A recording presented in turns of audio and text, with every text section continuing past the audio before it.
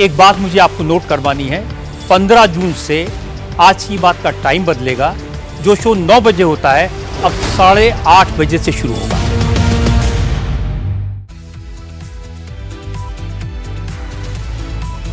नमस्कार, स्वागत आप सभी का। आप देख रहे हैं कहानी कुर्सी की। मैं हूं सौरभ शर्मा। स्टूडियो में हर्षवर्धन त्रिपाठी जी, विजय त्रिवेदी जी, प्रोफेसर संगीत रागी जी, समीर चौगांवकर जी सभी मौजूद हैं।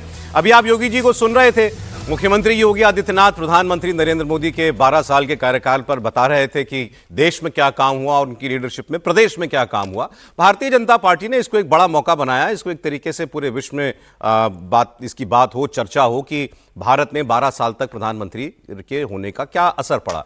अब वो घर घर जाकर बता रहे हैं कि हमने क्या काम किया। मैं आपको अभी शुरुआत में इसका एक ठीक कॉन्ट्रास्ट देता हूं।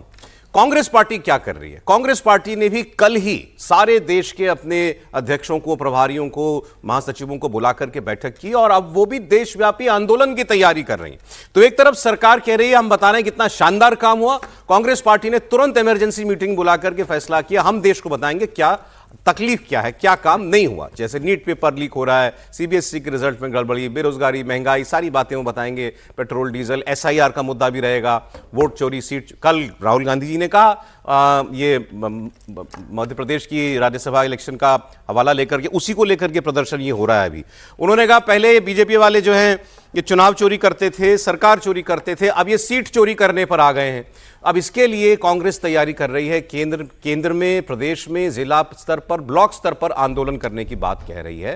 क्योंकि अब आने वाले वक्त में इलेक्शन भी, अगले साल के इलेक्शन की जो है तैयारी भी उनको करनी है। तो कांग्रेस पार्टी थोड़ा सा लग रहा है जल्दी जागी है इस बार। जब देखिए ये प्रदर्शन कितनी तेजी पकड़ता है, क्योंकि दिल्ली में गर्मी बहुत है, ये साथ साथ मैं आपको बता दूं। अब लेकिन ये जो मध्य प्रदेश वाला मामला चल रहा है, इसको लेकर सुप्रीम कोर्ट में अभी सुनवाई भी चल रही है, ऑर्डर लिखवाया जा रहा है। इनफैक्ट अभी जब बात हुई है, अब वहाँ सुप्रीम कोर्ट में कांग्रेस पार्टी की तरफ से अभिषेक मनु सिंघवी जिरह कर रहे हैं, इधर महेश केवट के वकील भी हैं जो निर्विरोध जिनको जीता बता दिया गया है। और उनके वकील ने यह कहा है कि 2018 के संशोधन के बाद से ये साफ है कि हर तरह के पेंडिंग केसेस बताना जरूरी है, चाहे संज्ञान लिया गया हो, एफआईआर हो, चाहे ना हो। इसकी बात कर लेंगे थोड़ी देर में, लेकिन पहले यही माहौल बनाने की बात कर पाए।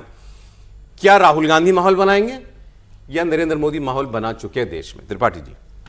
नहीं, देखिए, नरेंद्र मोदी माहौल बना चुके हैं, इसीलिए तो राहुल गांधी को माहौल बनाने की ज़रूरत है।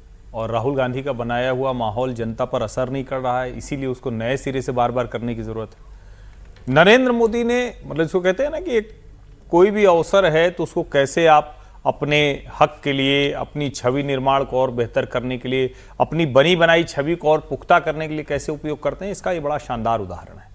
और चूंकि लोकतंत्र में तो जनता दो चीज़ों को बहुत देखती है, एक तो चुनाव जीते हारे, वो कोई कहे न कहे मनोबल उसी से तय होता है, और दूसरा जब आप जीत कर आए तो आप काम कैसे कर रहे हैं। तो दोनों में जो आत्मविश्वास का स्तर है उसमें नरेंद्र मोदी के सामने कोई टिकता नहीं। राहुल गांधी की मुश्किल क्या है कि एक तो वो चुनाव नहीं जीतते, दूसरा जिनके भरोसे वो सोचते हैं वो उनका भरोसा बार बार तोड़ देते हैं, उनके नेता लोग, उनकी पार्टी के लोग। और हालांकि अभी की स्थिति में मैं ये मानता हूं कि ये सबसे सुंदर अवसर है राहुल गांधी के लिए। नरेंद्र मोदी के बहुत अच्छे अवसर के बीच में उनको बहुत अच्छा अवसर मिला है, क्योंकि मोदी जी के अच्छे अवसर में क्षेत्रीय पार्टियों का बुरे से बुरा अवसर आ गया, वो टूट गई, खत्म हो गई, ध्वस्त हो गई। तो इसको ऐसे रीड करना चाहिए कि वो क्या कहा जाता है, कहावत है ना, देशज की बिल्ली के भाग से छींका फूटा। तो मलाई पूरी नीचे आ गई है, दही आ गई, जो आप समझ लें मटके में था वो आ गया। अब क्या राहुल गांधी इस अवसर का उपयोग कर लेंगे? ठीक है, उसकी ये कोशिश है, उसका ये प्रयास चल रहा है। आप भी सहमत हैं? राहुल गांधी के लिए मौका है? मटका में कोई मलाई रहे तब तो, ये भी तो जरूरी है ना। लेकिन इसमें मैं इस बात से सहमत हूं कि कांग्रेस पार्टी के लिए रास्ता बन रहा है। अच्छा, देखिए, जितनी क्षेत्रीय पार्टियां थी वो क्षेत्रीय पार्टियां कांग्रेस के घर को लूट करके ही अपना घर खड़ा की थी, उनकी जमीन कब्जा करके ही अपनी जमीन पर वहां पर अपने महल खड़ा किए थे। अब जब वो धाराशायी हो रहे हैं, एक एक करके बिखर है। अब देखिए, तेजस्वी निपट गए, मैं नहीं कहता कि राहुल ने निपटा दिया, लेकिन निपट गए। आप यदि बंगाल में चले जाए, ममता जी निपट गई, स्टालिन निपट गए। तो एक एक करके जितने छत्रप थे वो निपट गए। बीजेडी उड़ीसा। और मैं फिर से कह रहा हूं, राहुल गांधी, यदि मैं उनकी जगह होता, मैं उनका सलाहकार होता, तो मैं सलाह देता कि अखिलेश को पूरी तरीके से 2027 में निपटा दो। और इसलिए निपटा दो ताकि ये जितनी क्षेत्रीय पार्टियां हैं जो तुम्हारी जमीन कब्जा करके रखे थे,